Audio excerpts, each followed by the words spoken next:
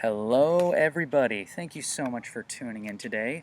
I am Jesse Mayfield-Sheehan. I am coming to you live from Wilson Middle School in Natick, Massachusetts for some Lou Tompkins All-Star League Youth Baseball action between visiting Brookline and the home team Natick.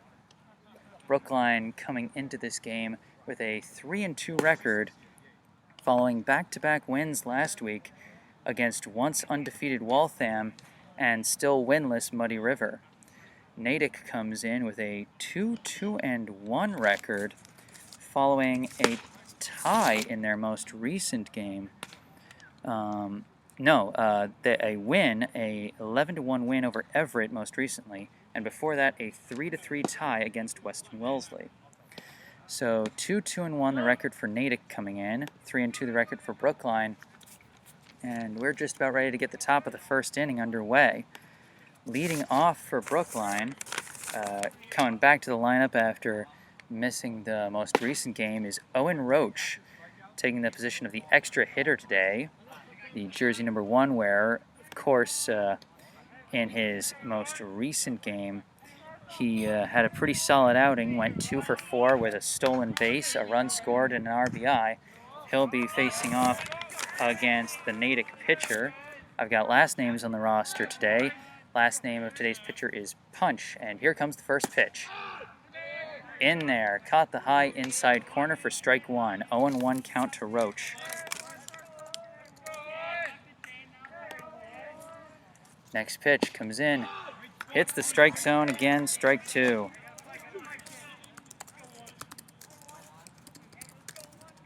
So an 0-2 count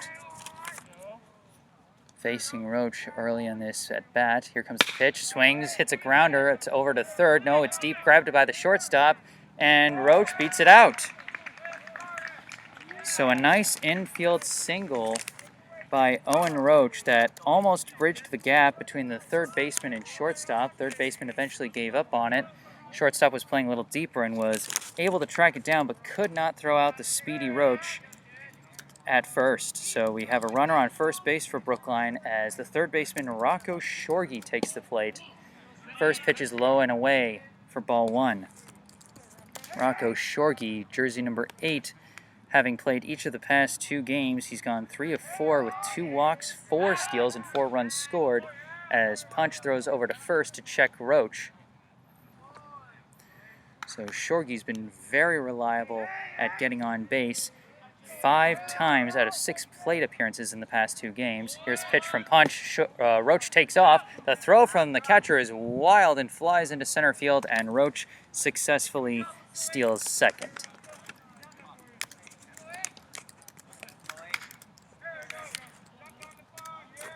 So a runner in scoring position already as Brookline using their strong base running to create an early threat. Punch steps back on the hill, stares in at Shorgy. He checks the runner at second, winds and fires the 2-0 pitch. High, ball 3. So a 3-0 count to Rocco Shorgy with a runner in scoring position. Good situation for him. Punch winds and fires, and just misses high. That's ball 4. So very quickly we have runners on first and second as Brookline's number 3 hitter, Aiden Chin, comes up to the plate. Chin playing second base today after he played 1 game in center field last week. And of course he did rather well in that game. 2 for 3 with a walk, a steal, a run scored, and an RBI. And he now has runners on first and second as Punch steps off the mound to check Owen Roach at second base, while Rocco Shorgy stands at first. The windup in the pitch. He swings and fouls it to the backstop. That'll be strike 1.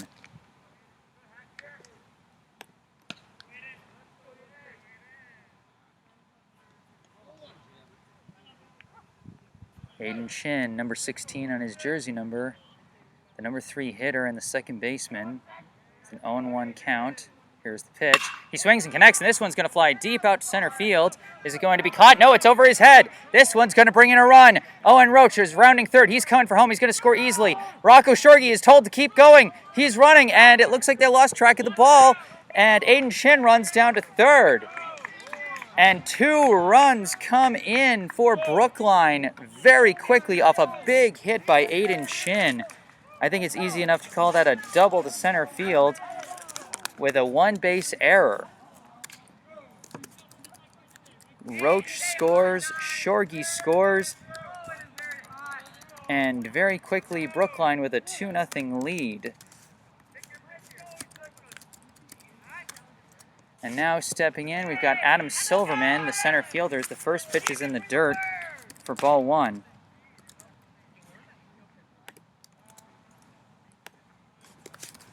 Brookline now leads 2-0. Still no outs and a runner already in scoring position again. The pitch to Silverman.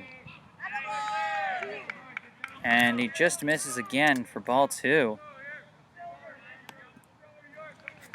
Aiden Shin standing on third base after the RBI double plus the 1-base error. Here's the pitch, swung on and missed by Silverman. That's going to be strike 1.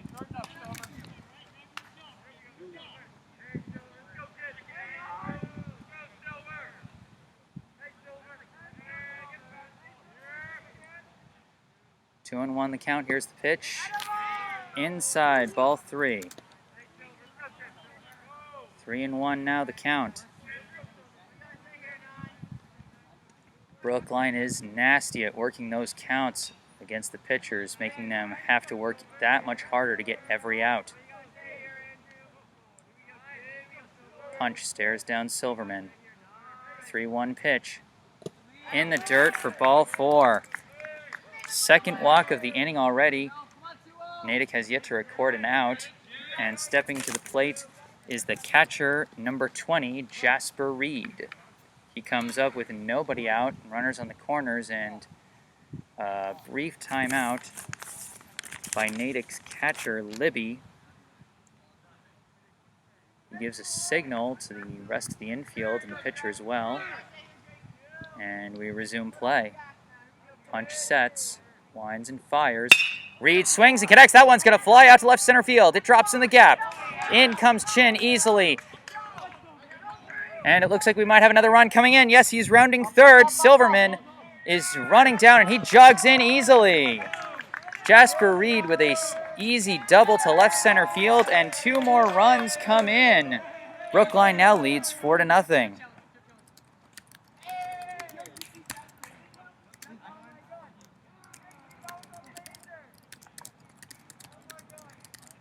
The coach of Natick comes out to talk to his pitcher, who is already facing some struggles.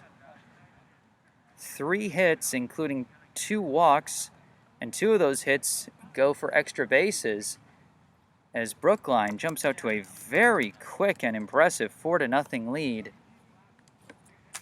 Stepping in next on the lineup will be the shortstop, number 15, Caleb McGrath.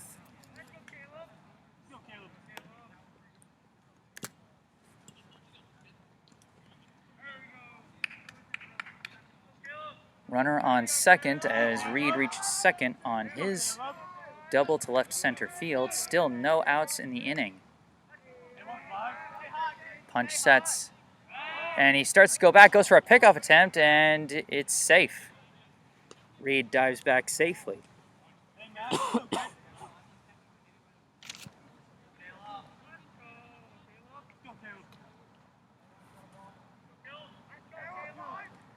Punch sets, delivers the pitch, in the dirt for ball 1.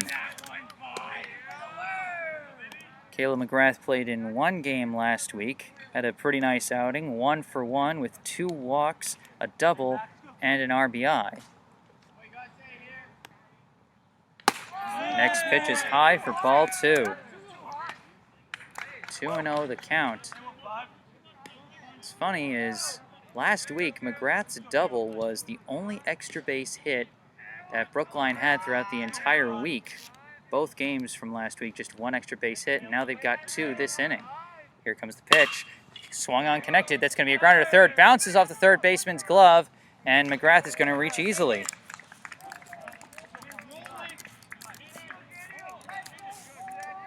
Still no outs in the inning as the right fielder, number 12, Daniel Villa, comes up to the plate. That ball took a difficult hop off the grounder by McGrath, and the third baseman, Rodman, just could not field it for Natick. Here's the pitch to Villa, in there for strike one. That is just the fourth batter who has faced a first pitch strike from Punch as he steps off the bag to check Reed back at second base.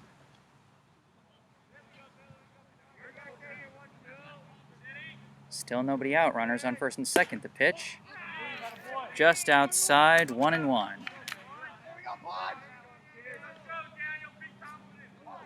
An impressive early rally for Brookline. Punch delivers the pitch. Villa fouls that off down to the right side. Thus far, we've had an infield single by Owen Roach, a walk by Rocco Shorgy, a two-run double by Aiden Chin, a walk by Adam Silverman, another two-run double by Jasper Reed, and a reach-on error by Caleb McGrath. Here's the pitch to Villa. Villa connects. It's going to be a slow roller right back to the pitcher. He's going to try and throw him out at first, and he gets him. First out of the inning, but he still manages to advance the runners, and we've got two in scoring position for the next batter, the first baseman, number 27, Eli Rothman. So almost a bit of a sacrifice play, almost an unintentional sac bunt there by Daniel Villa. First pitch to Rothman is outside for ball one. Jasper Reed stands at third while Caleb McGrath stands at second.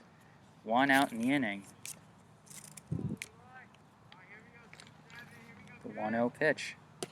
Low and away, and it skips to the backstop, but the runners hold. So that'll just be ball two.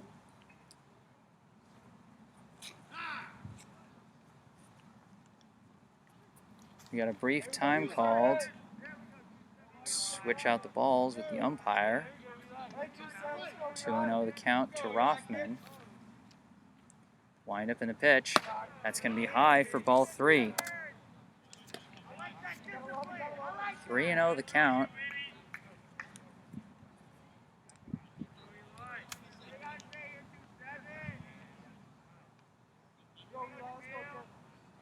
Punch steps back in.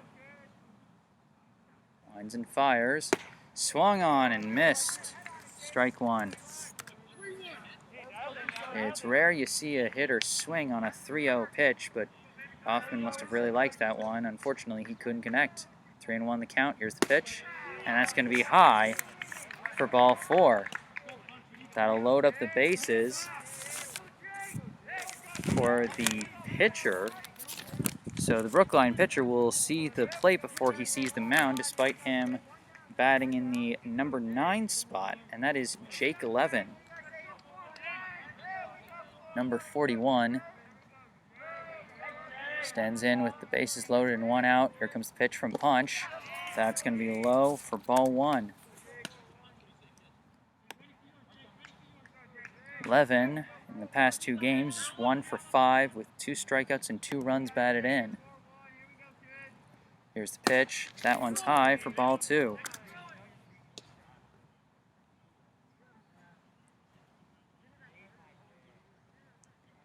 Four nothing, still the score in favor of Brookline as they have the bases loaded with one out. And Jake Levin, the pitcher, at the plate. And another high throw for ball three, and Eli Rothman looked like he was starting to take off for second, which would have been absolutely crazy given the bases loaded situation. Not sure what the plan was there, but either way, he darted back. The 3-0 pitch. That's going to be low, and a bases loaded walk brings in Jasper Reed. Brookline now leads 5-0. A 4-pitch walk with the bases loaded.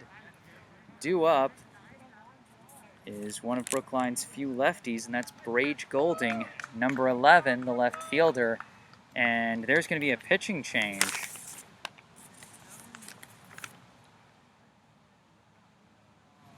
Looks like they got number 13, the original extra hitter, Grillowitz, coming on to the mound. And it looks like they'll have one of their outfielders coming out as they shift around the defensive positions. So Brage Golding will be the one facing the bases loaded 1-out situation, with Brookline already leading 5-0.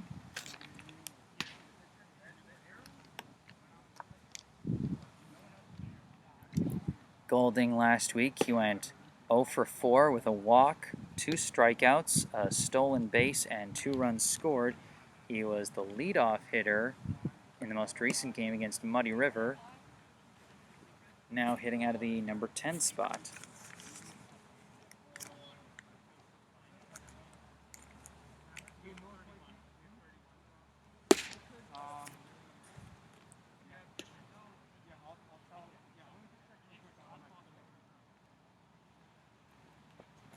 Hayden, how many pitches? 31. Yeah, 31, coach.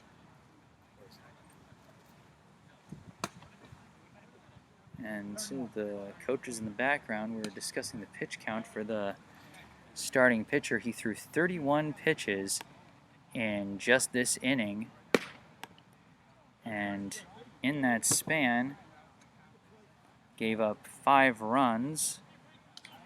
I believe about 3 or 4 of them earned, and of course he strands 3 inherited runners. Yeah, 4 of them were earned. As Golding steps in for the first pitch, and he swings. That's popped up. That's going out to center field. This is going to be a sac fly. Throw down to the plate is not in time, and McGrath comes in to score easily. So Brage Golding on the first pitch hits a sac fly to center field. McGrath scores, and Brookline now leads 6-0. And we are back to the top of the order. Owen Roach stepping in for his second at-bat of the first inning. Grillowitz checks the runner at first. And a brief pause from the catcher as he gives a signal to the rest of the field. Roach steps back in. Last at bat, he took an 0-2 pitch, a slow roller to the deep part of the left side of the infield, and reached for an infield single. The pitch is in the dirt to the backstop, and Golding takes off. So the wild pitch produces 1 steal for Golding, as we now have runners at second and third. The pitch to Roach, that's outside, ball 2 rather. So yes, I had things slightly mistaken when I said that it had inherited a bases loaded situation, as not Golding, but I believe 11 was the one who ran down there to second base, if I've got things correct. You got to rally this big. Just keeping track of what everybody's done can be difficult. The pitch to Roach, and that is ball 4, as he threw 4 straight balls to walk Roach and reload the bases for Rocco Shorgy. So Roach reaches base each of his first 2 at-bats. Rocco Shorgy steps in. First pitch, he swings and connects. It's a grounder. It gets past the pitcher, grabbed by the second baseman, throws to first, and he is out, and that ends the inning. So a 6-run first inning for Brookline, as they get ready to take the field for the bottom of the first. Let's round out how that inning worked. An infield single to the shortstop by Owen Roach. A walk by Rocco Shorkey. A 2-run double to center field by Aiden Chin, who then advanced to third on an error on the relay throw. A walk by Adam Silverman. A double to left center by Jasper Reed that drove in both Chin and Silverman. Caleb McGrath reached on an error at third. Daniel Villa grounded out to the pitcher. Eli Rothman walked. Jake Levin also walked and brought in Reed with a bases-loaded walk. After the pitching change, Brage Golding hit a sac fly to center field to score McGrath. Owen Roach walked to reload the bases, and then Rocco Shorkey ended the inning with a ground out to the second baseman. So now Brookline takes the field with Jake Levin standing on the mound. Levin had an impressive outing against Waltham last week. A complete game shutout, all 7 innings, 2 hits, 1 walk, and 2 strikeouts. So he really let his fielders do the work last week. We'll see what he does today as he faces off against the Natick lineup. Due up, first we have number 14, the center fielder, Gwinney. Then number 3, the left fielder, Maltzman. Number 8, the second baseman, Haskell. Then number 11, the third baseman, Rodman. Number 27, the starting pitcher, who was then moved in the middle of the first inning, that is Punch. Number 34, the shortstop, Puigbo. Number 13, the original extra hitter, now the relief pitcher, Grillowitz. Number 21, the first baseman, Gagnon. Number 22, the catcher, Libby. And then number 9, the outfielder, Klein.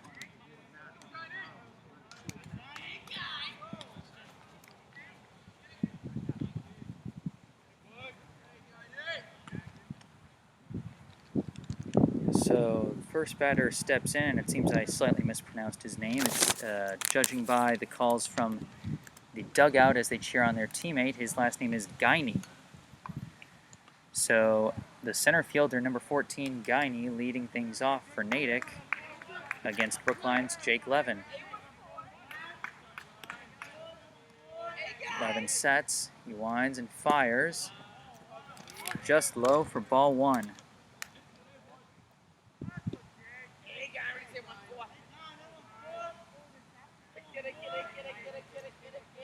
Levin winds and delivers. In there for strike 1. 1-1 the count.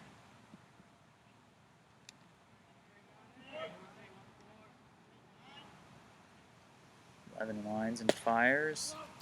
Misses outside. 2-1 the count.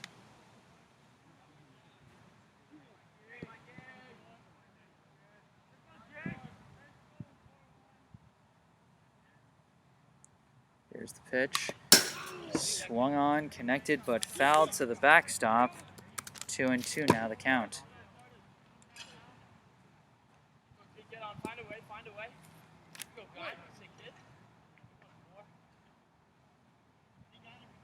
The 2-2 pitch. Swung on, connected, gets past the pitcher and into center field. That's going to be a single up the middle for Guiney. And Natick quickly has a base runner as well. Now Maltzman, the center fielder, number 3, stepping in with a runner on first and nobody out.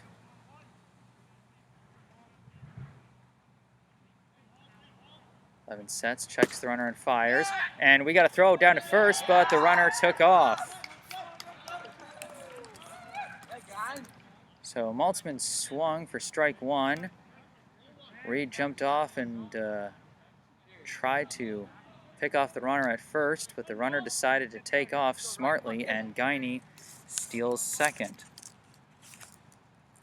The 0-1 pitch. He connects. It goes up to right field, and just barely foul. If that dropped, that could have very easily brought in a run as Maltzman sends a liner down the right field line that just curves a little foul.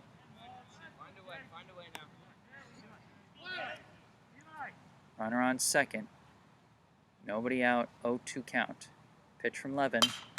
Connects, and this one's fouled to the backstop.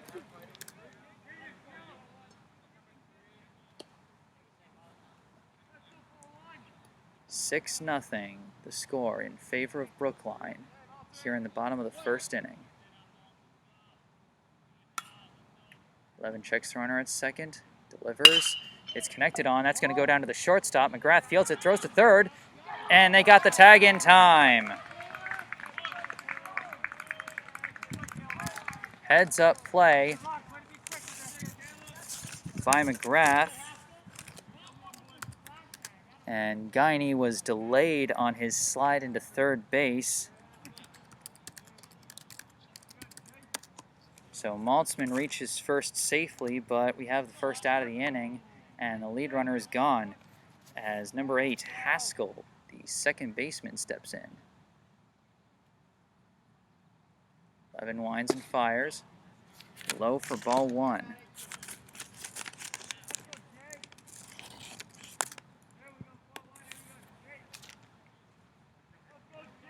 Levin checks the runner at first, winds and fires. That one's in the dirt for ball 2.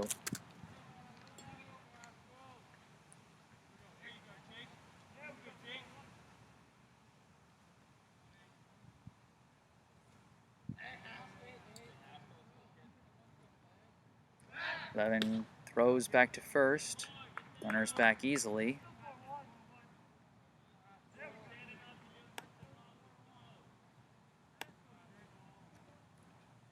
Here's the pitch. He connects. That's going to be a slow roller picked up by the third baseman, Shorgy. He throws to first. And a nice grab by Eli Rothman on the hop and tagged the runner as he was coming down. So put that down as a 5-3 play. And there are now 2 down as Rodman comes up.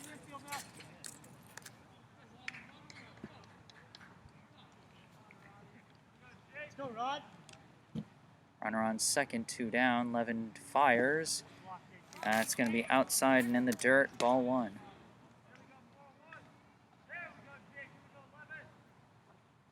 Hey, Rod. 1-0 the count. Levin winds, delivers. He connects on it. This one's going to fly all the way out to right center field, and that's going to drop. A run is going to come in. The runner holds at first, but Maltzman scores easily. So a long single to right center by Rodman, and Maltzman scores. And Natick cuts the Brookline lead to 6-1. Stepping in next is Punch.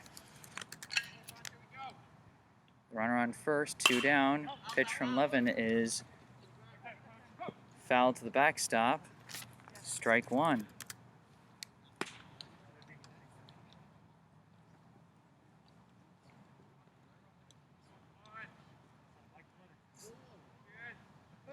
It's 0-1 the count.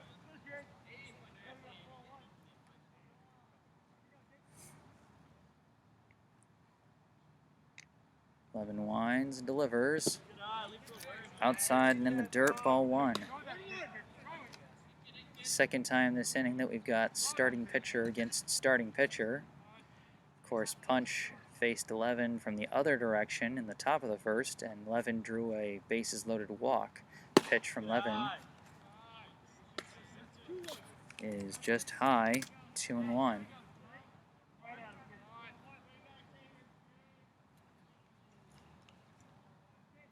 Levin sets and fires. He connects on this one. That one's going to fly out to left field. Chased down by Golding, and he catches it. So that brings the first inning to a close with the score Brookline 6, Natick 1. I am Jesse Mayfield-Sheehan, broadcasting live from Wilson Middle School in Natick. I'm going to mute the mic for a quick between innings break, but I will be back soon. Stay tuned. Hello and welcome back. I am Jesse Mayfield-Sheehan live at Wilson Middle School in Natick, Massachusetts for some Lou Tompkins youth baseball action here today between Brookline and Natick. Brookline coming back to the plate in the top of the second inning with a 6-1 lead. Leading off is number 16, the second baseman, Aiden Chin. First pitch from Grillowitz is in the dirt, ball 1. Chin, of course, got the scoring going for Brookline in the first inning with a 2-run double over the center fielder's head. Pitch from Grillowitz, high and over Chin's head for ball 2. Brookline ran the starting pitcher punch right off the mound, scoring 5 runs with just 1 out before he was replaced. This is a grounder by Chin. It goes over to the third baseman, fielded cleanly, thrown cleanly, and out cleanly. So a 5-3 play produces the first out of the top of the second as Adam Silverman steps into the box. Silverman walked in 5 pitches his last at bat. Pitch from Grillowitz is low for ball 1. And correction, that is not Adam, that is Andrew Silverman. I've been getting that wrong. My mistake, my apologies. Next pitch is low and away for ball 2.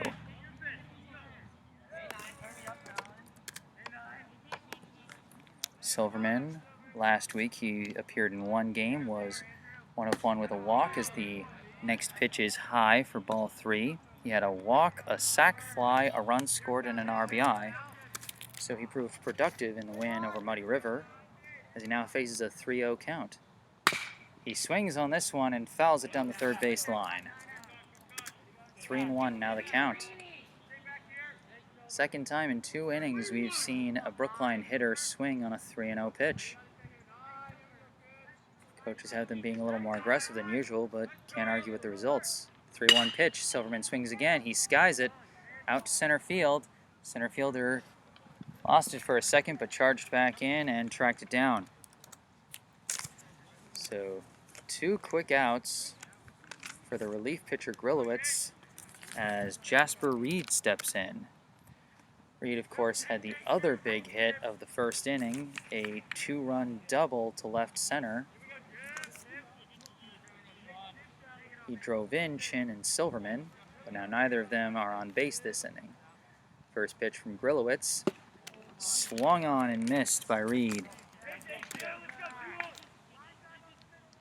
Caught him with the high and inside pitch for the first strike.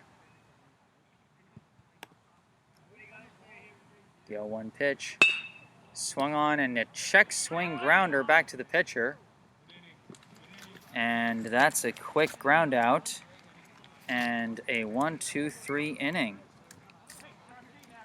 So after Brookline went off for a big rally in the top of the first, the top of the second ends ground out to third, fly out to center, and ground out to the pitcher. So Brookline will be retaking the field pretty quickly here. Still a pretty handy 6-1 lead.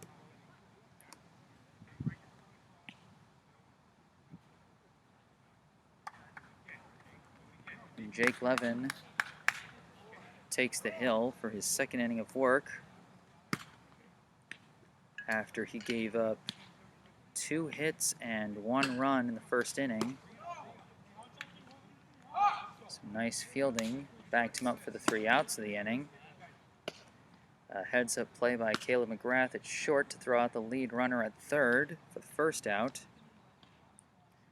A nice grab on a slow roller by Rocco Shorgy, and then a nicer grab on a high throw to first. Eli Rothman, the first baseman, with a nice jumping grab and tag of the runner to get the second out. And then Brage Golding, of course, chased down the fly ball in left field.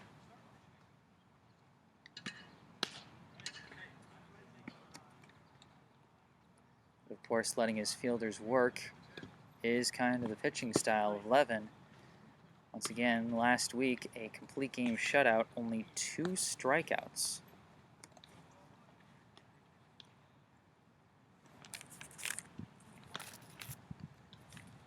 Jasper Reed joins his teammates in the field for the last few pitches of warm-ups after providing the final out of the top of the second. And stepping up to the plate for Natick will be the shortstop, Puigbo.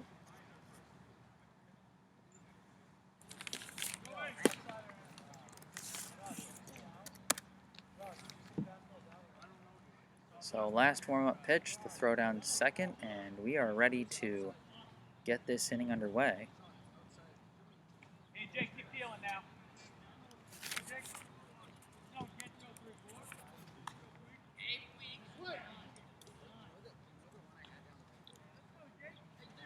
Levin stares in. First pitch. He catches the low outside corner for strike one.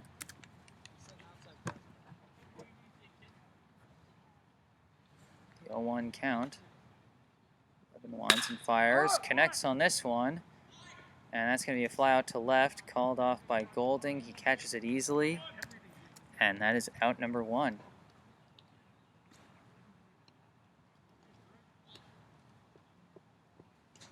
So already 2 caught fly balls for Brage Golding out in left field through the first couple of innings. And next up is the relief pitcher, Grillowitz. Pitch, and he connects on the first one. It's going out to left center. Golding won't be able to catch this one in the air, and that's going to be a double is what it looks like. It's thrown back into the infield, but a stand-up double to left center for Grillowitz. What a game he's having already.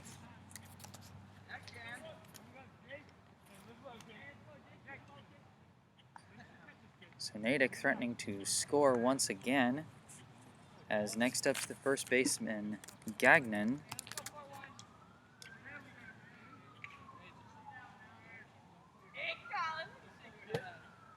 Pitch from Levin. Catches the zone for strike 1. We are just 4 pitches into this half inning. We've already got 1 out and a runner on second. Levin throws outside to the lefty, Gagnon. 1-1 now the count.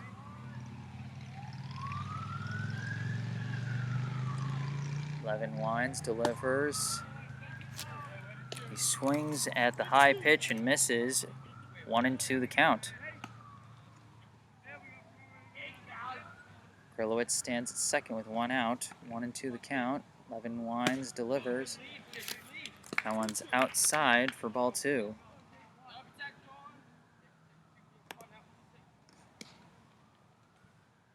Levin checks the runner at second. Winds and fires. Catches the outside corner for strike 3. He catches Gagnon looking, and that's 2 outs. Next up will be the catcher, Libby.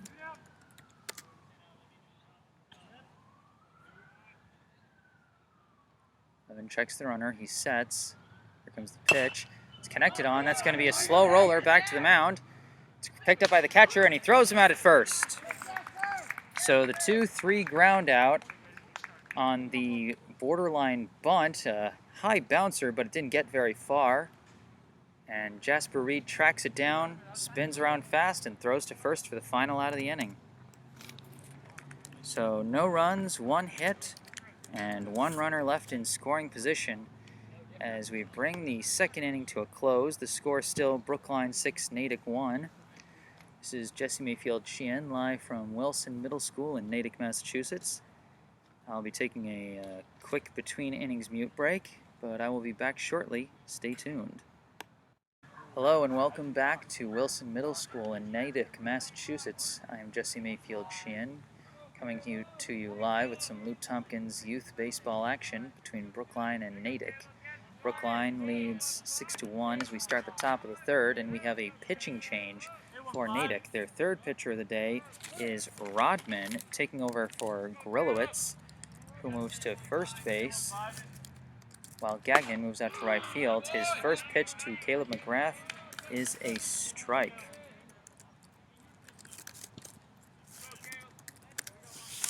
Oh and 1 pitch, and it's fouled to the backstop. That'll be 0 and 2. His last at bat, McGrath reached on an error by the third baseman, who is now the pitcher he's facing, ironically enough, as Rodman started at third base and is now taken over the pitching position.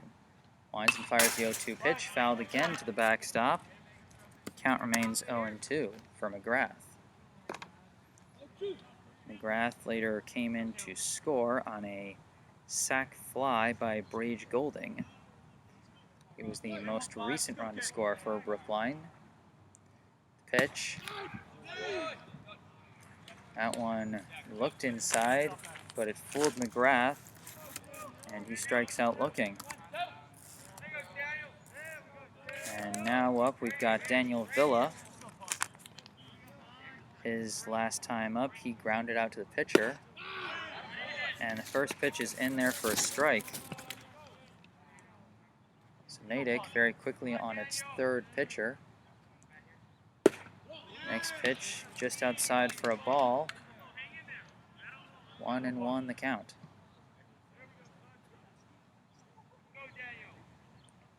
Here's the next pitch, high and inside. 2 and 1.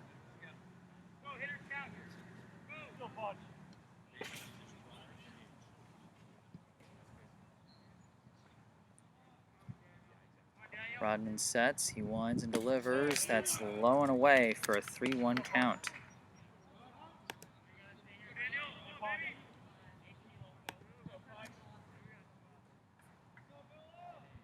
Here's the pitch.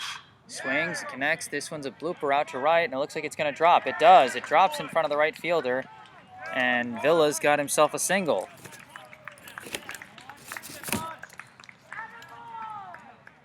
So Daniel Villa gets things going with a bloop single to right. And next up is Eli Rothman. His last time up, he drew a 5-pitch walk that set up a bases-loaded walk for Jake Levin. This at bat, he's got a runner on first, and the first pitch is high for ball 1. So Villa stands at first, 1 out here in the top of the third. Brookline with a 6-1 advantage. Rodman winds and fires. He swings and hits it. This one is also going out to shallow right. And it's dropped by the second baseman. Rothman reaches easily, but Villa was hanging between first and second for the potential pickoff, and so he's thrown out.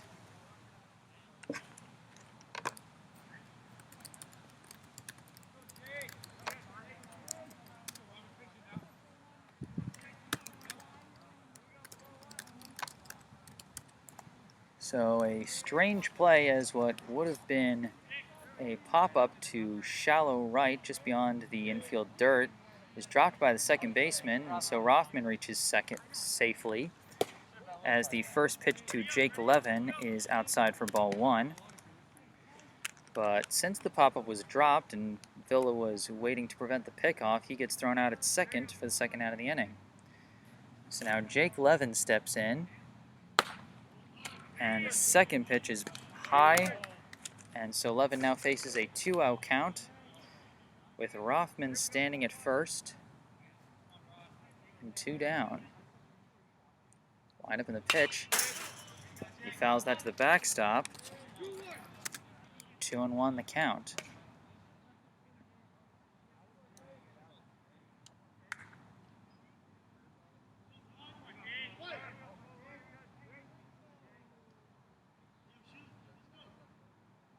Here's the pitch. Rothman takes off, and the throw down to second is missed. And I believe the pitch was a ball as well, making it a 3-1 count. So now a runner in scoring position with a hitter's count of 3 and 1 to Jake Levin.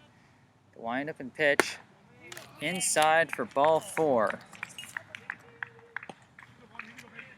So runners on first and second as the lefty, Brage Golding, comes up with runners on first and second and 2 down here in the top of the third. His last at bat, he delivered a sac fly to center field to drive in Caleb McGrath. Pitch from Rodman. He tries to lay down a bunt, but it's fouled behind him for strike 1.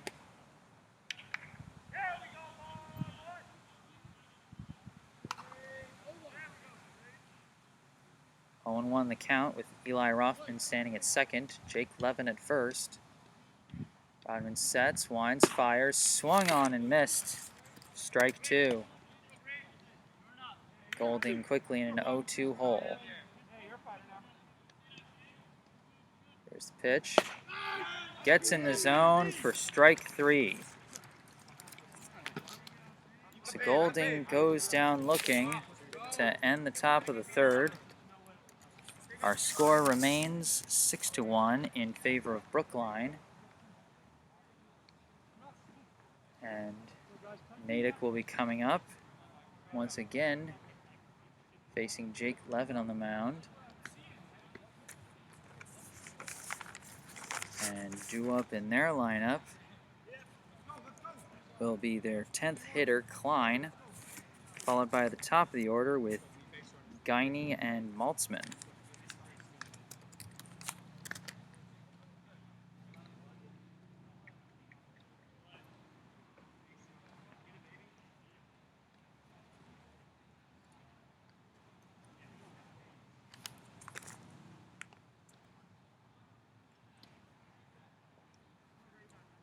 So Natick's third pitcher, Rodman,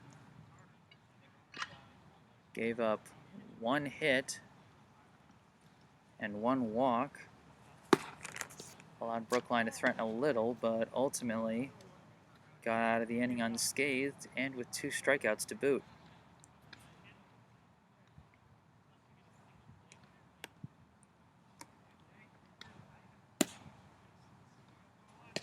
Levin entering his 3rd inning of work.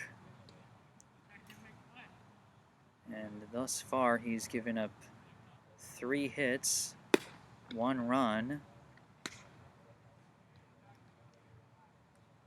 and he's struck out 1.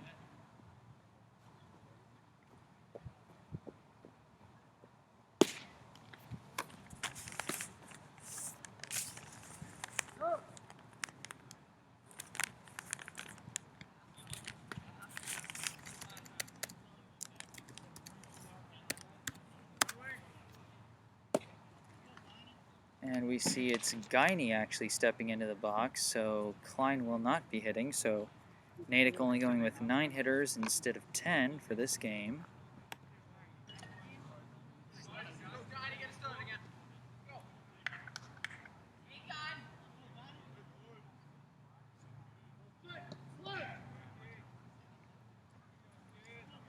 Levin stares in against Guiney. Delivers the first pitch and catches the zone for strike 1. Guiney, in his last at-bat, sent a single back up the middle past Levin as Levin now delivers the pitch. This one is fouled down the left side, 0-2. So Guiney 1 for 1 with a stolen base as he stole second, but he was tagged out at third on a fielder's choice that Maltzman grounded into.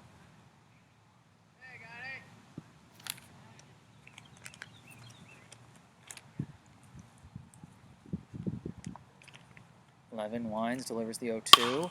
He connects. It's a grounder, fielded by the third baseman, Shorgy. He throws and catches him. First out of the inning. Shorgy slipped a little bit as he scooped up that grounder, but he recovered quickly, spun around, and threw to first, and caught Guiney. 1 down in the inning. Next up is Maltzman. He grounded into a fielder's choice his last at bat, but ultimately came around to score as Levin fires the first pitch to him, and it's low for ball 1. He came in to score on the only RBI hit thus far for Natick. A single to right center by Rodman. Next pitch catches the outside corner. That's strike one. 1-1 now the count.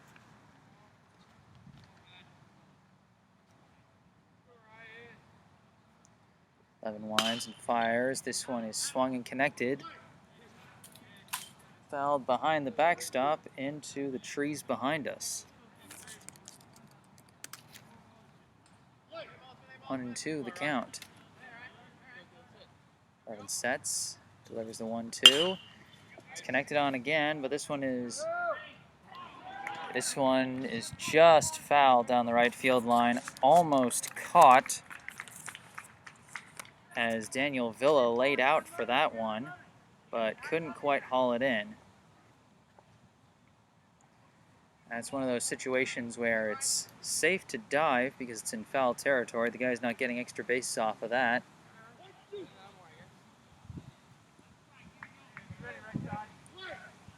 So still 1-2 the count to Maltzman. 11 winds and fires, jams him inside, and that's going to be another foul behind the backstop.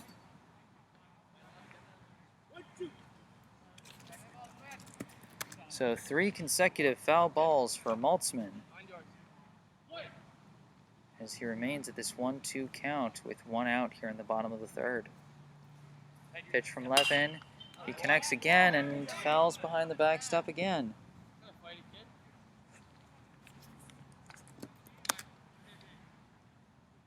Let's make that 4 straight foul balls for Maltzman.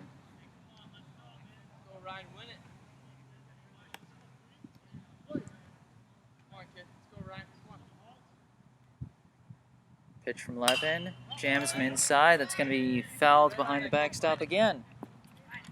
Almost the exact same spot of one of his other foul balls. But I guess if you foul off enough, just law of averages, eventually it's going to wind up in the same spot. That is 5 straight fouls for Maltzman. Pitch.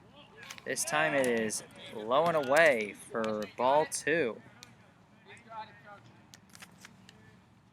Maltzman's consecutive foul balls starting to pay dividends as he gets ball. Next pitch, and he swung on, caught a piece of it, but it was fouled back to the catcher's glove, and that's going to be strike 3. So props to Maltzman for a resilient at-bat, but more props to Levin for not losing control as he delivered the strikeout pitch. Haskell steps in. First pitch from Levin, swung on and missed. Strike 1. Caught him inside. Haskell grounded out to third, his last at bat. Levin winds and delivers inside again, and this one is fouled to the backstop. Levin working that inside part of the zone against the righty batter, Haskell. 0-2 the count. Levin winds, delivers. This one's in the dirt for ball 1.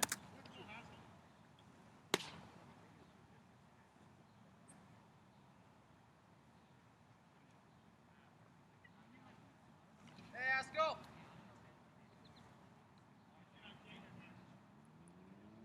1-2 pitch from Levin. Swung on and missed. He tricked him with a high pitch. So 2 straight strikeouts, and Levin ends the third inning 1-2-3. So as we get ready to switch innings and go to the top of the 4th, the score remains Brookline 6, Natick 1. I am Jesse Mayfield-Sheehan. We'll take a short mute break between innings, but I will be back soon. Stay tuned. Hello and welcome back to Wilson Middle School in Natick, Massachusetts. I'm still Jesse Mayfield-Sheehan, still calling this Lou Tompkins youth baseball action. First pitch at the top of the 4th from Natick pitcher Rodman is high and inside to Brookline hitter Owen Roach. Next pitch is connected on but fouled down the left side. 1-1 the count. Roach, the leadoff hitter, had 2 at-bats in the top of the first inning, an infield single to the shortstop, and a walk, as this next pitch catches the outside corner for strike 2.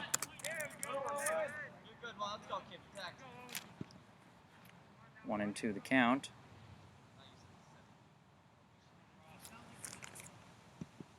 Rodman settles in. He stares him down.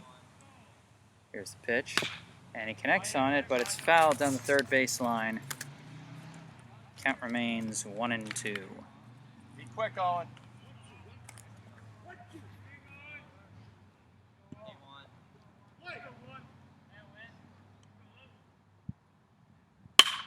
And the hit, it's a grounder to short. Throw in time. They catch Roach. And that'll be the first out of the inning. Rocco Shorgy comes up. He also had 2 plate appearances in the first inning, a walk and a ground out to second. First pitch, high and inside, ball 1.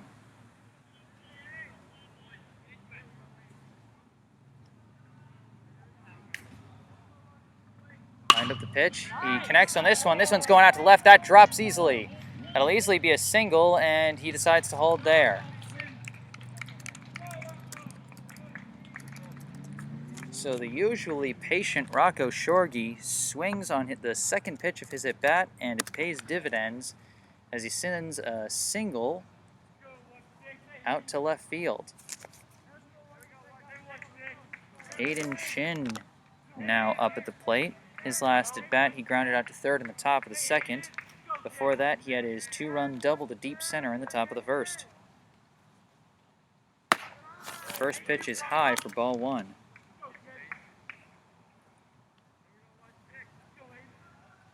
Rocco Shorgy stands at first base with 1 out here in the top of the fourth. Pitch, and Chin fouls it to the backstop for strike 1.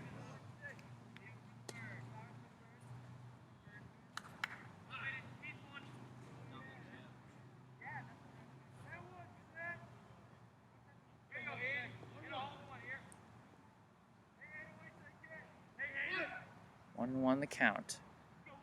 Rodman stares in. He checks the runner at first. Sets and delivers. Shorgy takes off. Ball is high. The throw down to second is not in time. So Rocco Shorgy with a successful steal of second base. And the count is now 2-1 to Aiden Chin. Wind up and pitch. That's high for ball 3. We saw Brookline's last successful steal be effectively nullified by a walk. Will we see it again? As here comes the pitch from Rodman. This one is fouled back by Chin. And we got a full count. Runner on second, 1 down. Brookline still leads 6-1. Rodman sets, delivers. Outside, and it is another walk.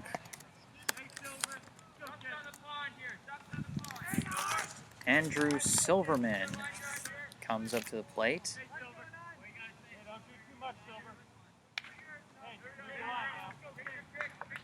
His last time up, he flew out to center field, and of course in the first inning, he drew a walk and eventually scored.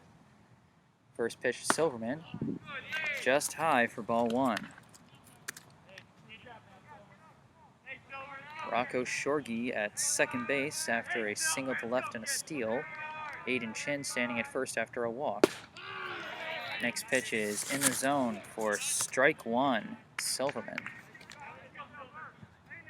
1-1, now the count. And the pitch is in the dirt. The runners are taking off. No throw from the catcher as the wild pitch gets Rocco Shorgy down to third, and Aiden Chin down to second.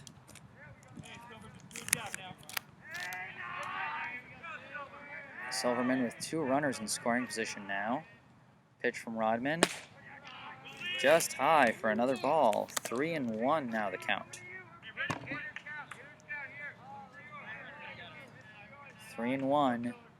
1 out. Runners at second and third. Rodman sets. Winds and delivers. And that one just catches the high end of the zone for strike 2.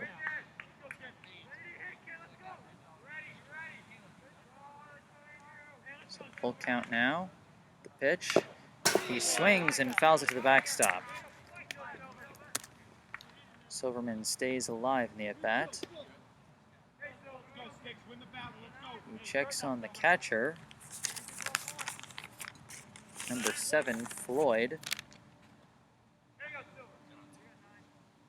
And the next pitch just catches the corner. Silverman thought he had the walk, but instead it's the second out of the inning. And next up is Jasper Reed. It's 2 of those last 3 pitches that at bat. Silverman thought he had the walk, but he finishes with a strikeout looking. And now the catcher Reed at the plate. Pitch from Rodman. It gets behind him and it's going away. Shorgy slides in and just beats the throw.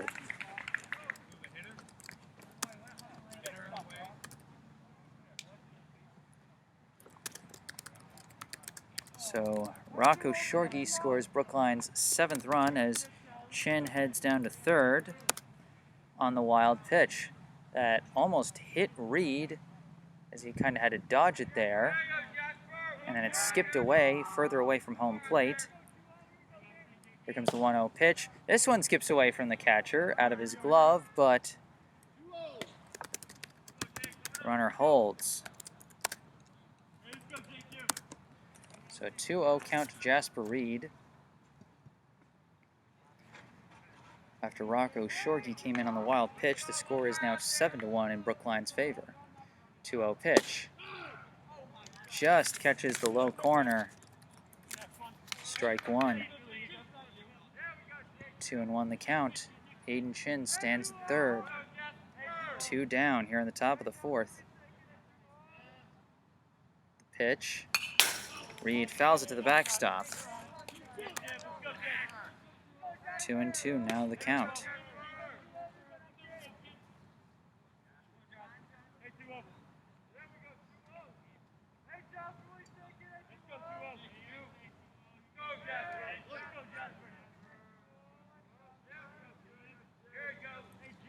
Sets, delivers. This one skips to the backstop. Once again, Chin holds, and that'll be ball 3.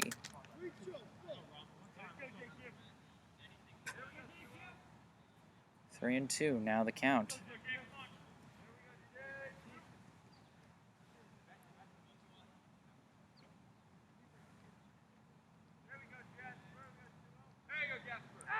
Rodman sets, fires.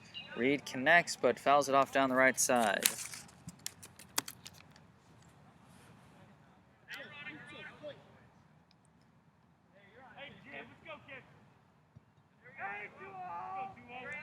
Three and 2, still the count. Jasper Reed still alive in the at-bat. Pitch from Rodman. He connects and fouls it down the third base line.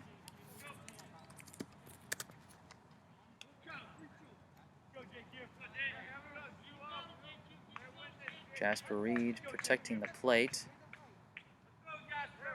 in this full count 2-out situation. Rodman stares in, he sets, and fires. Swung on and missed, he caught him high and inside. That'll end the inning. Brookline strands the runner at third, but does manage to get its first run across since the first inning, and extends its lead over Natick to 7-1.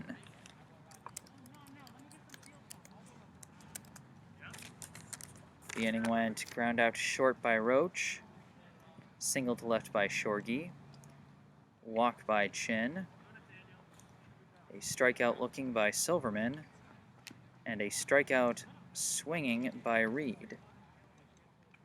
But Shorgy still managed to come in to score thanks to a pair of wild pitches.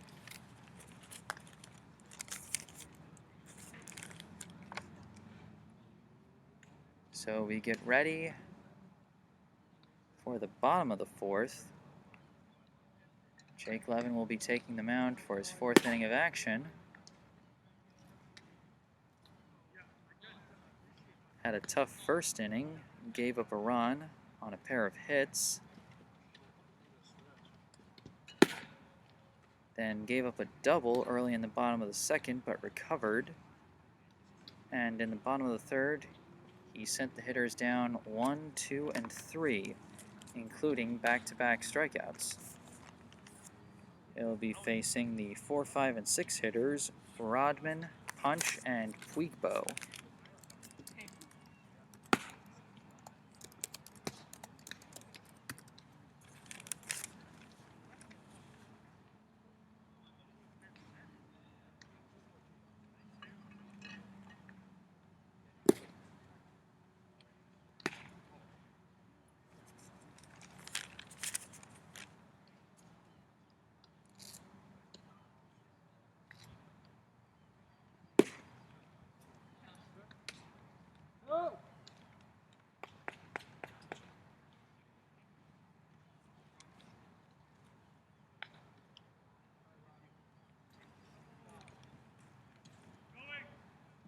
Last warm-up pitch by Levin. Reed fires down to second, and we are ready to get the bottom of the fourth underway.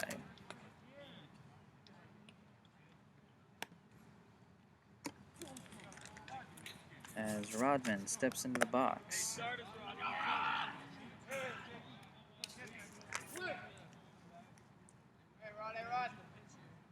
Levin sets. Here's the pitch.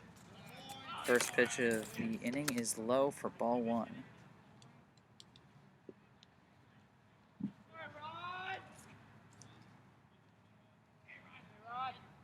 Levin delivers the 1-0. Catches the strike zone. 1-1 now the count.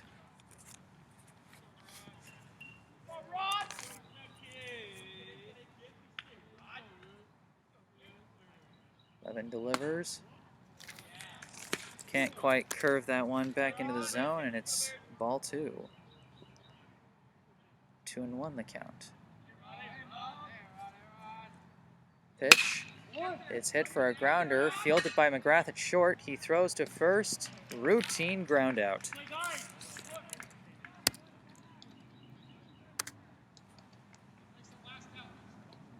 Some nice fielding by McGrath and Shorgy on the left side of the infield.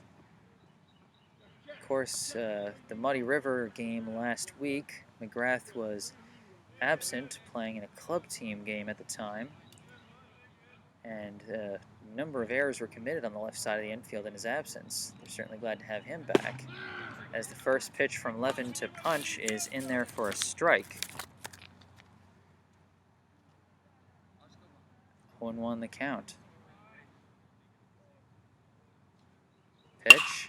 He connects, sends it over to the right side. It skips past Chin at second base and goes into right field.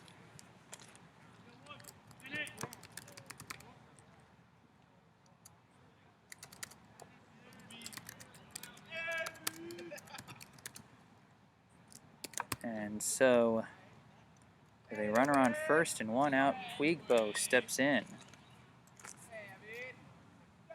Levin checks the runner at first.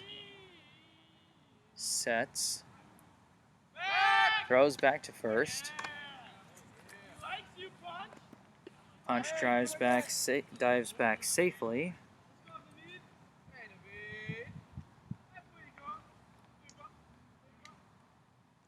Levin delivers. High for a ball. Reed started to pull up as if he was going to throw down to first, but didn't. Got a 1-0 count. Levin checks the runner. Fires. Connected, and that one's going to fly out to shallow right and just foul. Had about 3 fielders chasing that ball down. None of them could catch up to it, and it drops harmlessly in foul territory.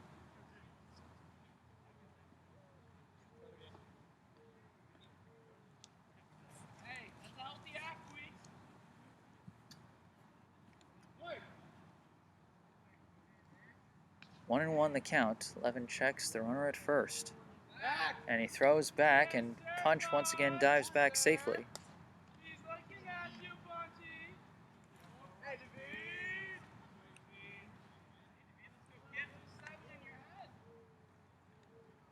And he throws back again.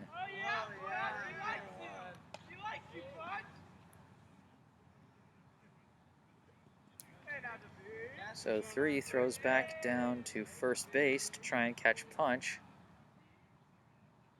And here comes the pitch. That one's high for ball 2. 2-1 now the count to Puigbo. These are the kind of threats that good base running can do at the high school level. Gets in the pitcher's head, makes his throws just a little off, though Levin manages to catch the low end of the zone and make it a 2-2 count, just as I say that. Regardless, with all the throws back, it's hard to say that Punch isn't in Levin's head at least a little bit. Here comes the pitch. It's grounded right back to the pitcher. Throws to second for 1. On to first. The 1-6-3 double play ends the inning. Nice double play, made it look easy. Levin to McGrath, McGrath to Rothman, and they end the 4th inning on a double play. With the 5th inning set to roll around, Brookline leads Natick 7-1. I am Jesse Mayfield-Sheehan, coming to you live from Wilson Middle School in Natick. I'll be back after a short break. Hello and welcome back to Wilson Middle School in Natick, Massachusetts. I am still Jesse Mayfield-Sheehan, bringing you the live play-by-play of this Lou Tompkins youth baseball game between Brookline and Natick. Brookline back at the plate, starting with Caleb McGrath in the top of the 5th as the first pitch from Rodman skips past McGrath's feet for ball 1.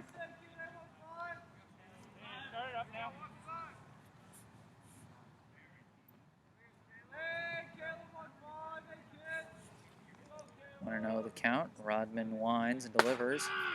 Catches the zone that time for strike 1. McGrath most recently struck out looking in the top of the 3rd. Of course, he reached on an error and ultimately scored in the top of the 1st. 1-1 pitch from Rodman, outside for ball 2. Brookline, of course, leading Natick 7-1. They rallied for 6 runs in an explosive first inning. As the pitch is connected on by McGrath, and that one's going to be skied out to center field for the flyout.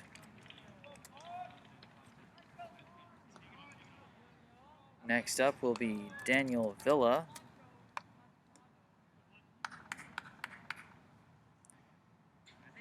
His last time up, he hit a single to right in the top of the 3rd, and before that, he grounded out to the pitcher in the top of the 1st. First pitch in there for a strike. As I said, Brookline exploded for 6 runs in that first inning. Then they added 1 last inning as Shorgy came in on a wild pitch. Next pitch is high, so 1-1 the count to Villa. Pitch from Rodman is low for ball 2. 2-1 now the count.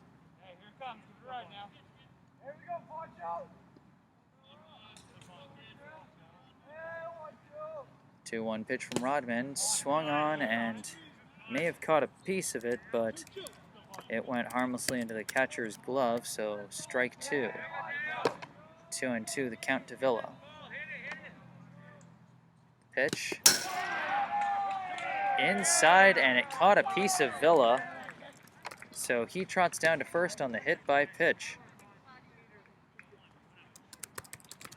And now Eli Rothman stands in with 1 out and a runner on first.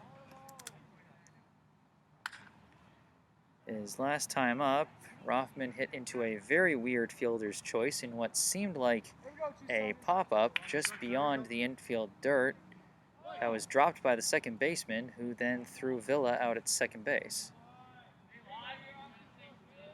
Rodman sets, checks the runner, and fires. Strike 1 to Rothman.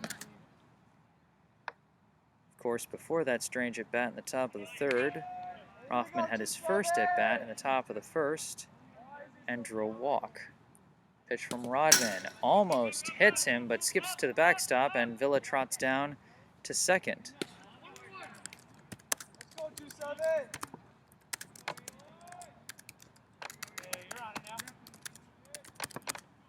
So a runner now in scoring position with one down here in the top of the fifth inning. 1-1 pitch is high to make it 2-1, 2-1 count.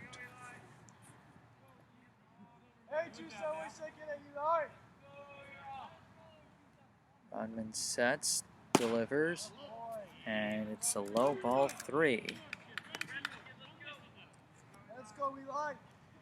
Rothman last week was 1 of 3 with a walk, 2 strikeouts, and 2 RBIs in 2 games. As the pitch comes in and catches the zone for strike 2 to make it a full count.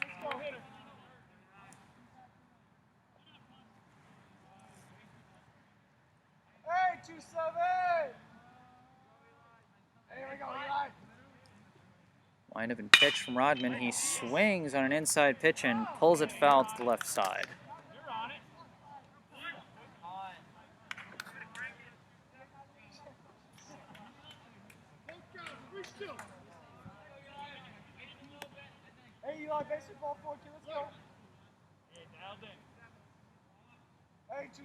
Still a full count. Runner at second. Pitch from Rodman. He swung on and missed.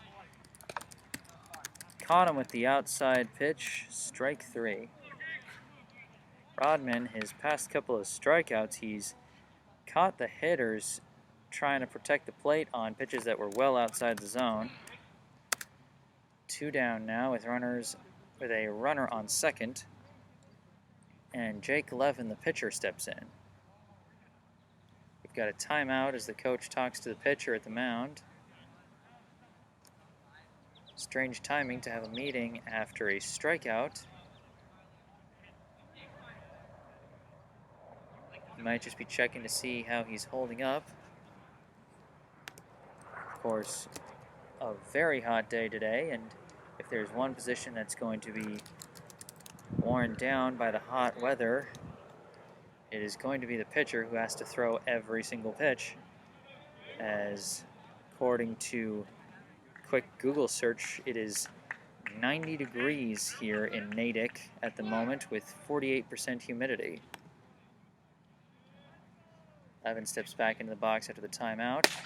First pitch from Rodman is outside for ball 1.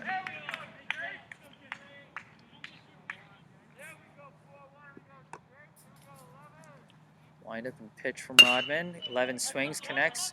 It's a hopper to third. It bounces off the third baseman's chest, and Levin beats the throw to first. So Levin reaches on the error at third. And we've got a substitution. This is number 47, John Kim, batting for Brage Golding.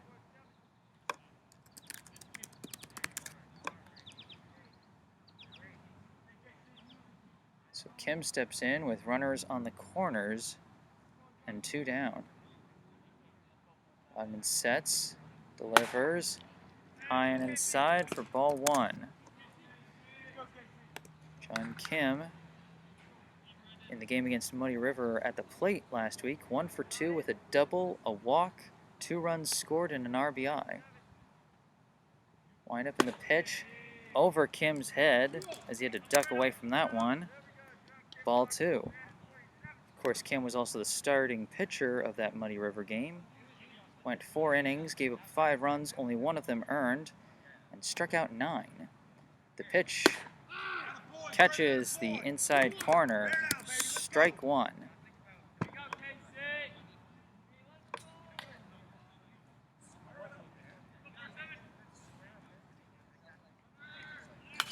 Pitch, and it's fouled to the backstop. Levin was taking off,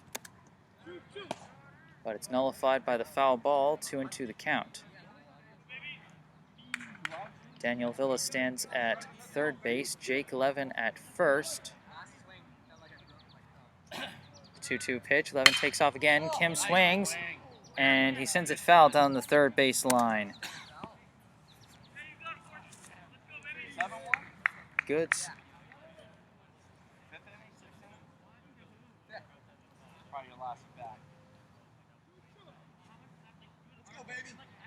A good situation for a hit and run with 2 strikes and 2 outs and runners on the corners. Rodman checks the runner at first, sets, and steps off the bag. He's a little more aware of the base runners now, and anything he can do to give them one less step on the break is helpful. He fires, Levin takes off again, and it's fouled to the backstop by Kim. So 3 straight foul balls by Kim. Count remains 2-2. 2 down and runners on the corners. Brookline still leading Natick 7-1.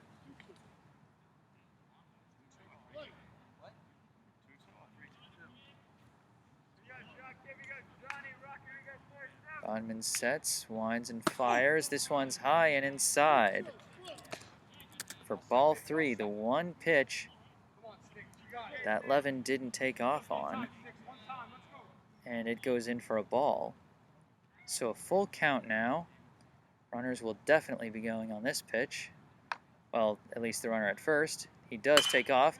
Kim connects, skies it into foul territory behind the backstop. So 4th foul ball of the at-bat for John Kim. Count remains full. With 2 down here in the top of the 5th and runners at the corners. Jake Levin, the runner at first, who will be running on pitch. Daniel Villa, the runner at third. Pitch. Kim swings, connects. This might drop in right field, and it drops into the glove. So a fly out to right by John Kim ends the inning. We get ready to go into the bottom of the 5th, with Brookline leading 7-1. The inning goes fly out to center by Caleb McGrath, hit by pitch by Daniel Villa, strikeout swinging by Eli Rothman, a reach on error at third by Jake Levin, and a fly out to right by John Kim. Levin, one of the base runners, so he'll be taking some time to get back out there for his warm-up pitches for the bottom of the 5th inning.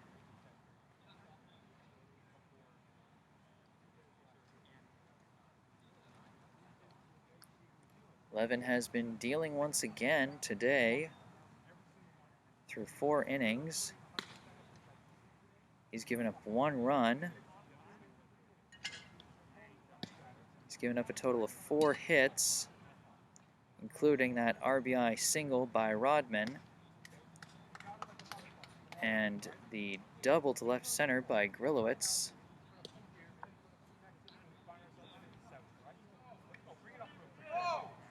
And it is Grillowitz who is actually due up to lead off this bottom of the 5th inning.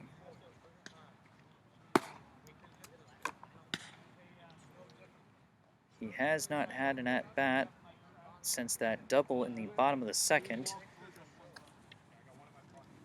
While Brookline has been batting around their order well, particularly on the back of that 1st inning rally. A lot of hitters for this Natick team have only seen the plate once thus far.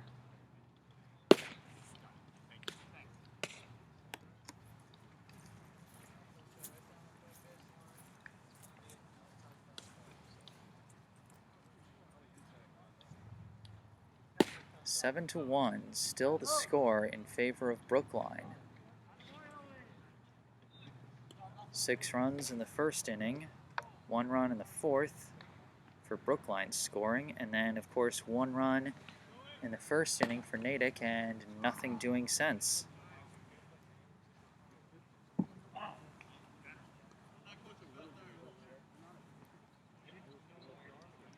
And stepping in, we have what appears to be a pinch hitter.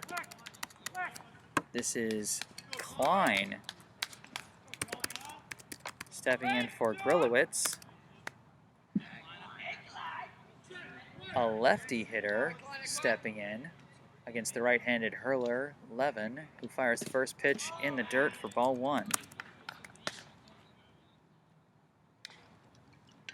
Klein, of course, the starting right fielder for Natick, but Natick was fielding just 9 hitters instead of 10, so this is his first at bat as he swings and misses for strike 1. So 1-1 now the count. Levin sets, he delivers, jams him inside as Klein fouls to the backstop.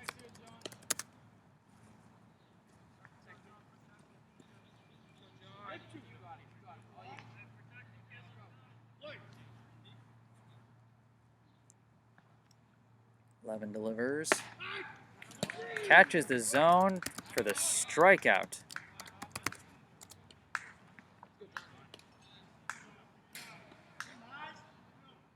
And next up, we've got another substitution. Batting for Gagnon is number 5, Meisner.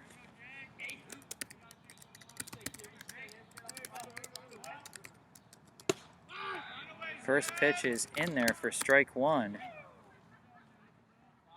Levin catches the inside corner.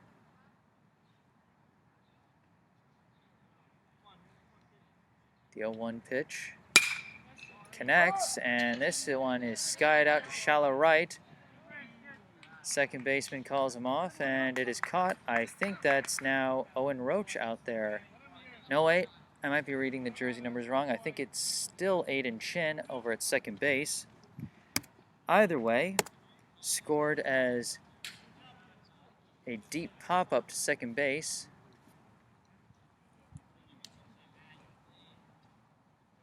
I actually do think that is Rocha out there at second base now after some defensive movements. And we've now got Floyd stepping into the plate as he takes strike 1. He is batting for the original catcher, Libby. Next pitch swung on and missed, so strike 2. Levin making quick work of the Natick hitters in this inning. 0-2 the count. Levin winds, delivers, fouls it to the backstop.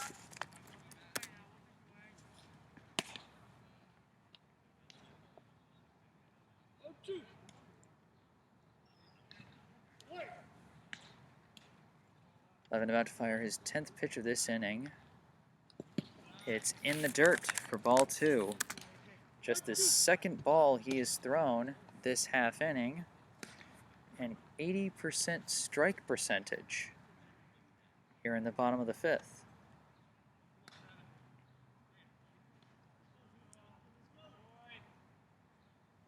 Swung on and missed. Caught him low and inside for a strikeout swinging. And that ends the bottom of the 5th inning.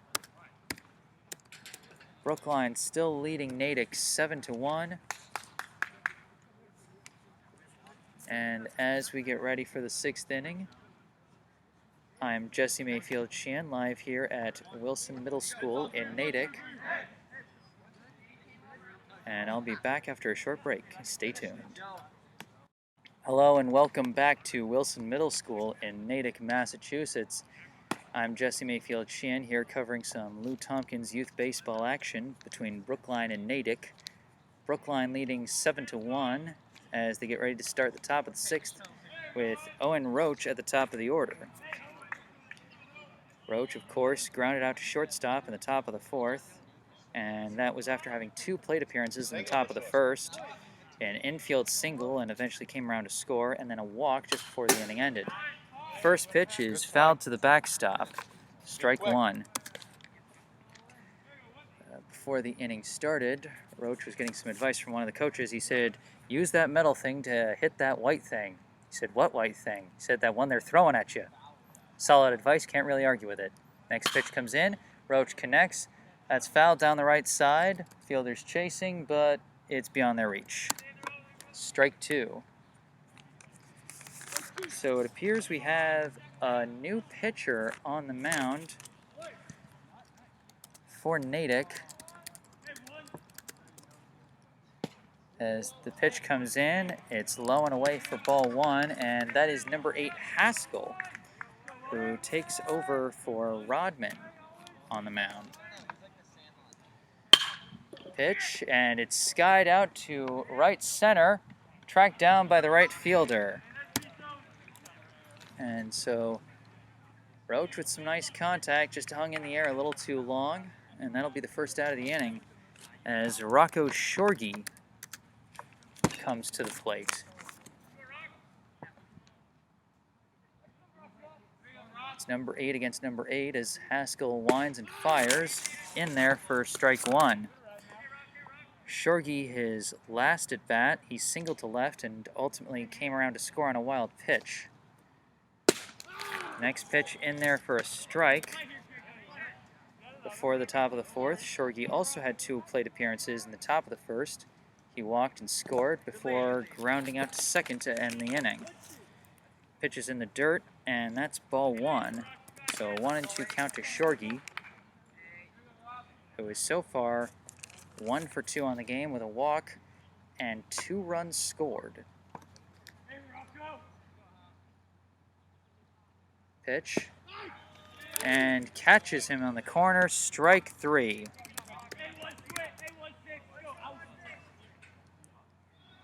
And due up is Aiden Chin.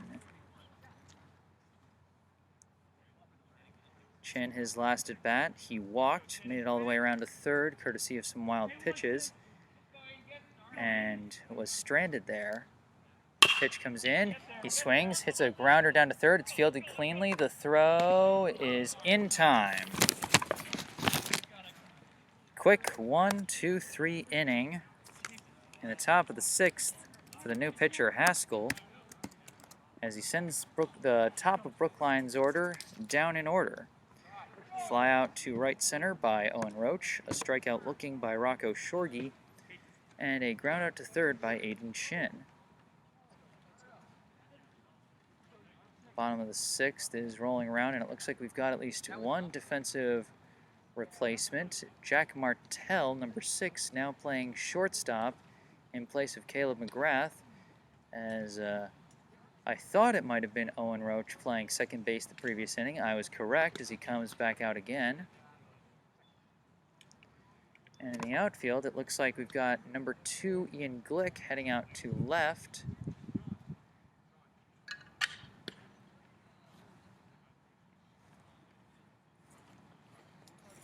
And Aiden Chin going out to right field while Andrew Silverman stays in center.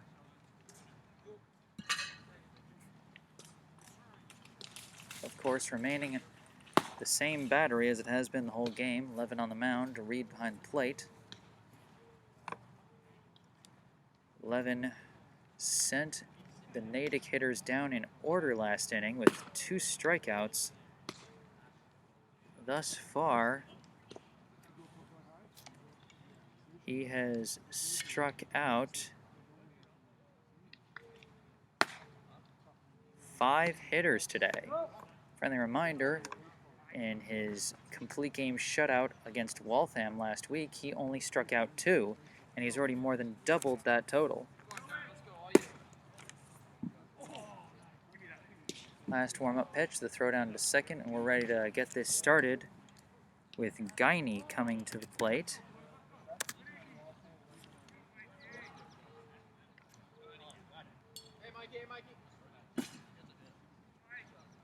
Natick sent out 3 substitution hitters in the bottom of the 5th, and they all went down in order, and now we've got the top of the order. So Levin fires the first pitch in the dirt for ball 1.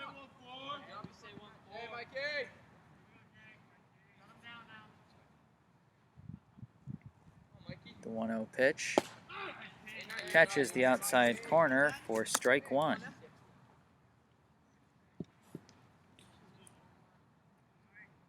One and one, the count to Guiney. Levin winds and delivers. Hits a slow roller. It's picked up by Shorgy at third. And the throw is away from the first baseman. So Guiney's hard running to first, rushes things for Rocco Shorgy, and his throw to first is wide. So a reach on error for Guiney, and now Maltzman steps into the box with a runner on first. Hey, Maltzman, hey, Maltzman. Come on, Ryan. What do you say? Ryan. The throw back to first, Hey, he likes you, Mikey. dives back safely. Come on, Ryan. What do you say, kid? Hey, now here we go. 11 sets, winds and fires. Pitch is fouled to the backstop. So 0-1 the count.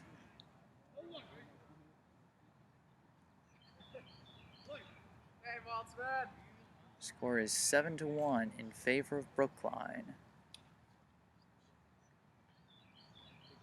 Evan winds and fires. Outside, a throw back to first. Does not catch him in time.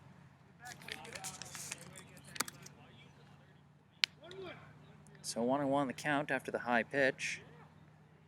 Reed tried to pick the runner off at first. Nothing doing there. Evan checks the runner at first. Delivers. Catches him for the strike, 1-2.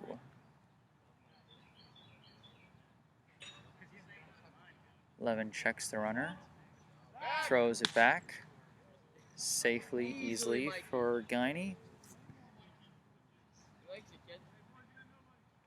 1-2 count. 11 sets, winds and fires, a reach, and it's a slow roller, gets past the first baseman, field by the second baseman, throws to the pitcher at first, but he reaches.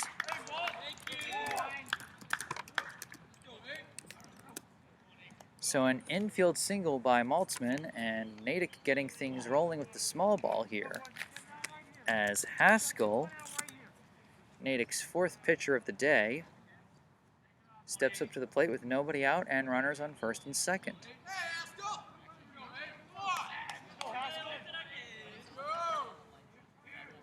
Levin checks the runner at second and fires. Outside for ball one.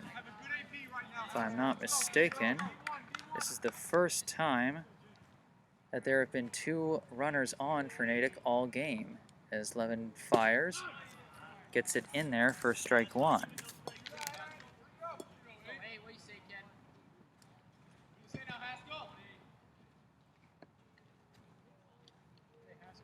And yes, that is correct. First time we've had multiple base runners for Natick, as Levin catches the low end of the strike zone for strike two. He's had a couple pitches like that where it seems like they're dropping off the table, but the drop is just a little late just after it gets past the plate. This pitch is low, however, and it's 2-2 now.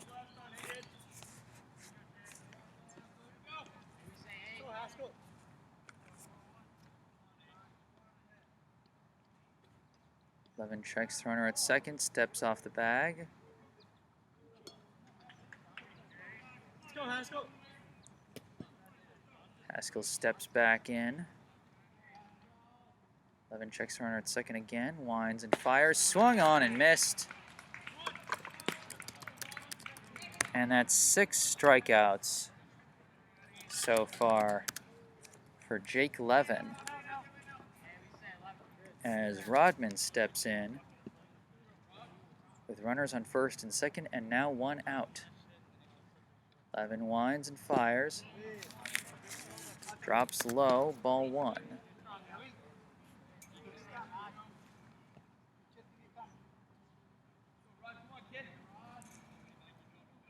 Levin delivers, catches the strike zone this time, 1-1.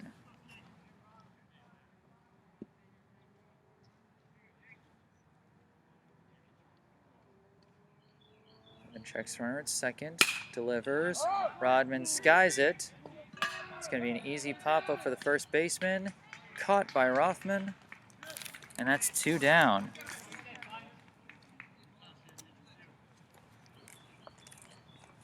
So 2 down very quickly as we've got Punch, the original starting pitcher, Up at the plate now. 2 runners on, but now 2 down. 11 winds and fires. Swung on and missed. Strike 1. Caught him with a high pitch that time. Of course, the number of pitches that Levin throws that sink down off the table, it's easy for him to catch you with a high one to mix things up. Levin fires. This one's high, but there's a throw back to second. They don't catch Guiney in time. That is ball 1, though. So the other thing those high pitches do is they allow Reed to hop up into a throwing position much quicker, since he has to hop up to catch the high pitch. 11 winds and delivers. This one's in the dirt. It skips away from Reed, and the runners take off. Runners arrive safely, and now we've got 2 runners in scoring position. Guiney at third, Maltzman at second. And 2-1 now the count to Punch. Pitch. Punch connects. Skies that one out to center field. Silverman's under it. He catches it. And that ends the inning. Bottom of the 6th ends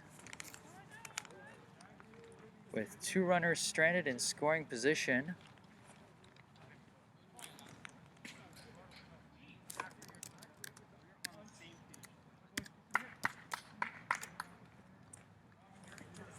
And we'll be getting ready for the 7th inning. I'm Jesse Mayfield-Sheehan, live here at Wilson Middle School. We'll be back with the 7th and final inning of regulation after a short break. Stay tuned. Hello and welcome back. We are still live at Wilson Middle School in Natick, Massachusetts. I'm still Jesse Mayfield-Sheehan. We're still watching some Lou Tompkins youth baseball action between Brookline and Natick, with Brookline leading 7-1 as we start the top of the 7th. Andrew Silverman steps in, and the first pitch is in the dirt for ball 1, as we have Natick's 5th pitcher of the day, Gagnon, taking over this inning. His second pitch is in the dirt for ball 2. Gagnon, the first lefty pitcher we've seen today. But as I said, Natick's 5th pitcher. They started with Punch, pulled him in the middle of the first inning in favor of Grillowitz, as the next pitch is in there for a strike to Silverman to make the count 2-1. And this next pitch is connected on by Silverman. He sends a slow roller over to the third baseman, picked up, thrown, and he catches him. First out of the inning on a ground out to third by Andrew Silverman. And next up is Jasper Reed. So as I was saying, Grillowitz came in for Punch midway through the first, finished that inning out. Finished the second, then Rodman came in the third as the first pitch to Reed is fouled to the backstop for strike 1. Rodman took over in the third, pitched all of the third and the fourth and the fifth. And then Haskell came in the 6th, pitched all of that. And now we've got Gagnon here in the 7th, as his second pitch to Jasper Reed is just outside for ball 1. So a long list of pitchers for Natick as Gagnon fires again. Reed skies this one. That's going deep out to center field. He's chasing it. Is he going to be able to catch it? No! That ball is out of here! Jasper Reed with the solo home run to deep center field. Brookline extends its lead to 8-1.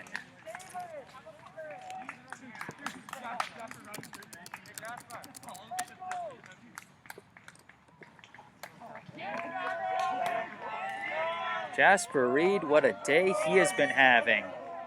The 2-run double in that huge rally of a first inning, and now a home run to deep center field out past the trees at the end there of this Wilson Middle School field. And Caleb McGrath steps in and takes the first pitch inside for a ball. So Brookline now leading Natick 8-1. And the next pitch catches the outside corner for strike 1.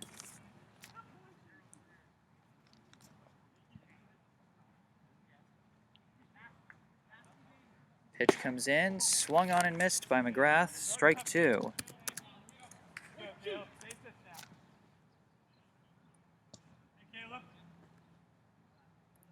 Next pitch is connected on by McGrath. This one's flying out to right center, and that's going to drop. And McGrath is going to try and run for 2. Nope, he's pulling back. Well chased down by the right fielder, preventing it from rolling all the way to the back. And he threw it in quickly to hold McGrath to a long single. So a runner on first now, and Jack Martell now steps to the plate, replacing Daniel Villa. First pitch is high for a ball. We saw Martell taking over at the shortstop position for McGrath, and the pickoff throw is not only away from the first baseman, but McGrath decided to run, and they're going to say it's out of play, and McGrath will trot down to first.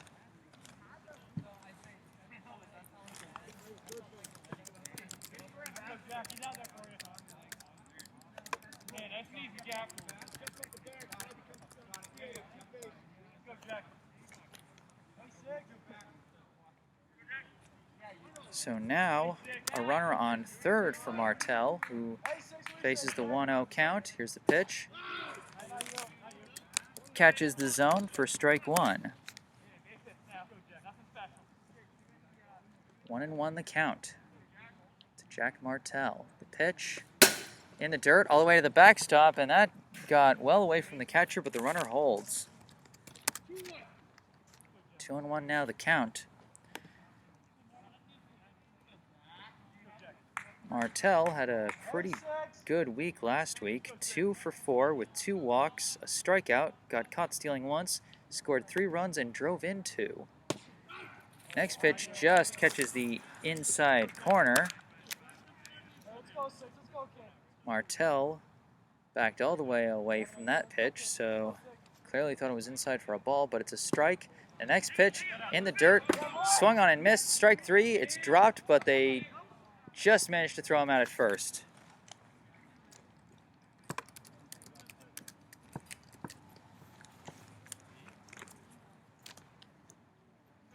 So that's the second out of the inning as Eli Rothman now steps in. McGrath still standing at third. Pitch to Rothman, in there for strike 1. Brookline now leading 8-1 over Natick after the solo homer by Jasper Reed. Next pitch is in the dirt. That's a ball. 1-1 the count to Rothman.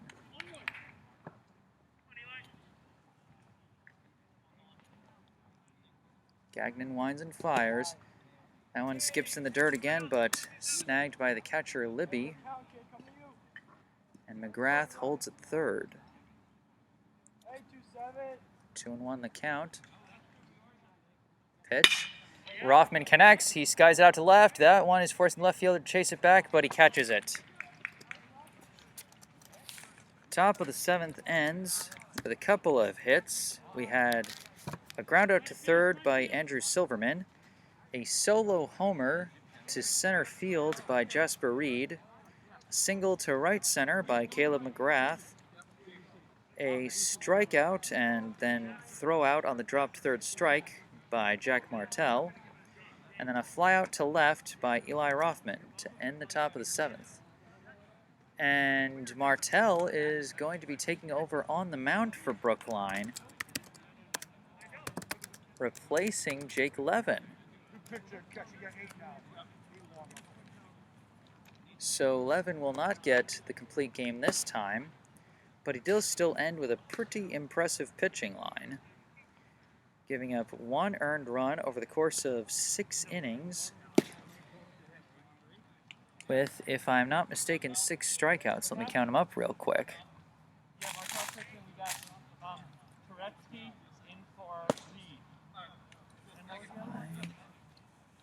6. Yes, 6 strikeouts for Levin on the day. And it looks like we got a substitution behind the plate as well. Coach, we had the guy at 83. And it looks like Nathan Turetsky is going to take over behind the plate, and I believe I also heard Conrad Wickman will be subbing in defensively at another position. And then our last guy, just one. So both number 14s for Brookline taking the field.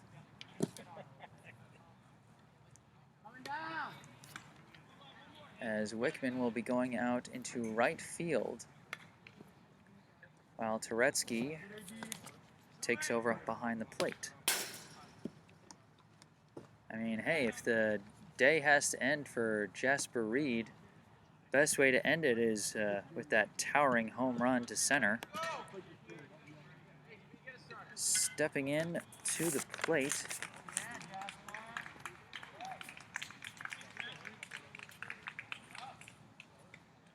is number 34, that is Puigbo. Martel winds, delivers his first pitch, and it's high for ball 1. Martel, of course, was the relief pitcher that ended up with the win against Muddy River. He threw 2 innings, 1 earned run, 1 hit, 1 walk, and 4 strikeouts in relief of Kim, who ended with the non-decision. Next pitch just misses. 2-0 the count. Martel winds and delivers. This one's connected. He skies it out to center field. Chased down out in center by Silverman. So that'll be the first out of the inning. Next up to the plate will be Klein,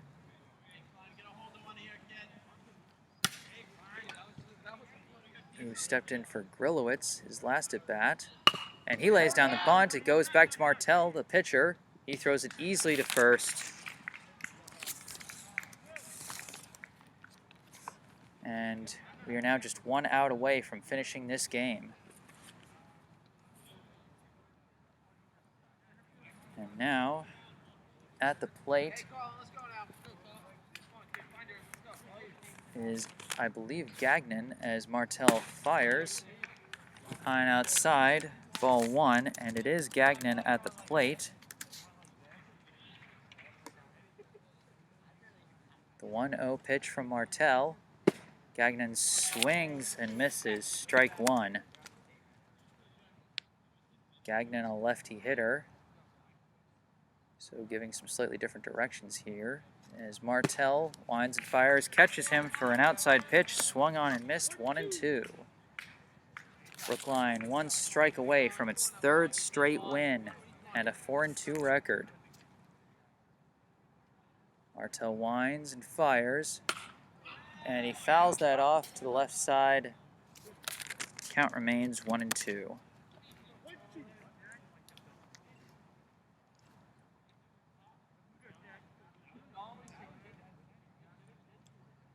Martel sets in. Winds and delivers in the dirt for ball 2. 2-2 the count to Gagnon, as Martel trying to close out this win for Brookline. 8-1 the score. Martel winds and fires. That one's fouled behind the backstop. Count remains 2-2.